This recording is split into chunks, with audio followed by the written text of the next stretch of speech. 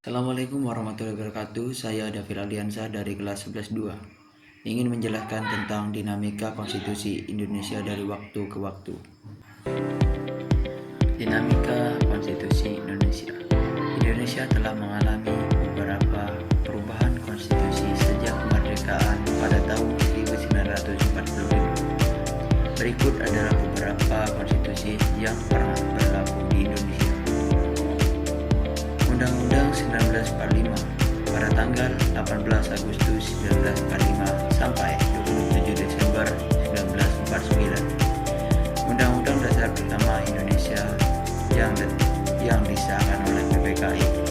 Konstitusi ini mengatur tentang struktur negara, hak dan kewajiban warga negara, serta prinsip-prinsip dasar dalam penyelenggaraan negara.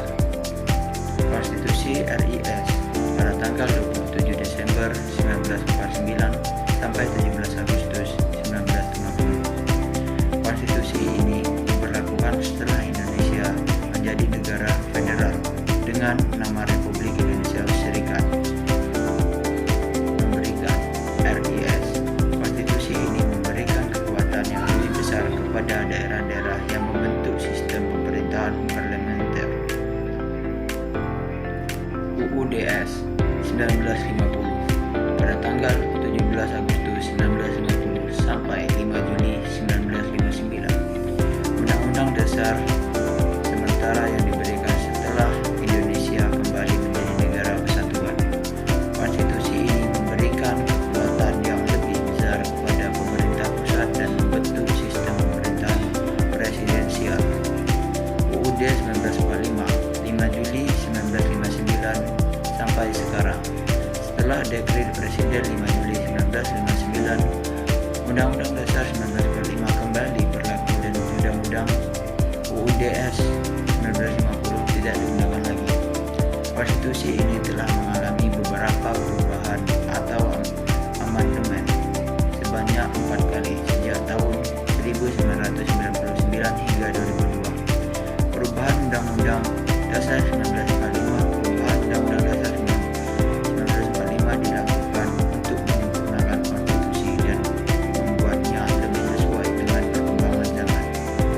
Perubahan-perubahan tersebut antara lain mengubah struktur kekuasaan yang ada pada Undang-Undang Dasar 1945 agar tidak berpusat pada satu lembaga negara, menyesuaikan dengan perkembangan zaman, menyempurnakan pasal-pasal yang belum jelas aturannya.